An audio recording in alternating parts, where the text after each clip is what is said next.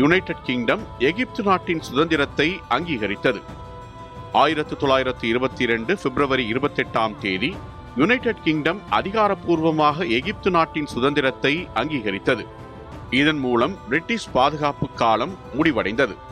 இது எகிப்தியர்களின் தேசிய விருப்பம் மற்றும் சுதந்திர போராட்டத்தின் ஒரு முக்கிய வெற்றியாகும். 17ஆம் நூற்றாண்டில் இருந்து எகிப்து பல்வேறு காலங்களில் பிரிட்டிஷ் அதிகாரம் மற்றும் ஒத்துழைப்பின் கீழ் இருந்தது. 1914ஆம் ஆண்டில் முதல் உலகப் போரின் போது எகிப்து பிரதான பிரிட்டிஷ் காப்புரிமை நாடாக அறிவிக்கப்பட்டது. இதனால் எகிப்தியர்களின் அரசியல் சுதந்திரம் மிக குறைவு பெற்றது. இந்த நிலையில் 1919ஆம் ஆண்டு பெரிய தேசிய எழுச்சி நிகழ்ந்தது.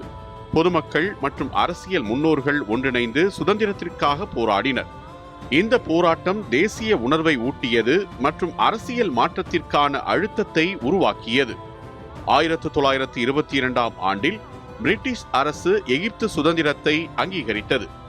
இதன் மூலம் எகிப்தியர்களுக்கு அரசியல் மற்றும் வெளிநாட்டு கொள்கைகளை நிர்ணயிக்கும் சுதந்திரம் வழங்கப்பட்டது. அதே நேரத்தில் சில பகுதிகளில் பாதுகாப்பு மற்றும் இராணுவ அடிப்படை உரிமைகள் பிரிட்டிஷ் கட்டுப்பாட்டில் இருந்து வெளிப்பட்டன.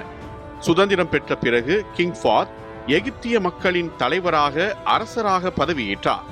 புதிய அரசியல் அமைப்பு நாட்டின் வரலாற்றில் புதிய பருவத்தை தொடங்கியது. இது எகிப்தியர்களின் தேசிய தன்மையை வலுப்படுத்தும் முக்கிய நிகழ்வாகும். சுதந்திரம் மட்டுமல்லாமல் அது நாட்டின் பொருளாதார, சமூக மற்றும் கல்வித்துறைகளில் முன்னேற்றத்திற்கு வழிவகுத்தது. மொத்தத்தில் 1922 பிப்ரவரி 28 எகிப்திய வரலாற்றில் முக்கியமான திருப்பமாகும். பிரிட்டிஷ் பாதுகாப்பு காலத்தின் முடிவு மற்றும் சுதந்திர எகிப்திய அரசின் தொடக்கம் நாட்டின் தேசிய அடையாளம் மற்றும் மக்கள் அதிகாரத்திற்கான அடித்தளம் அமைத்தது.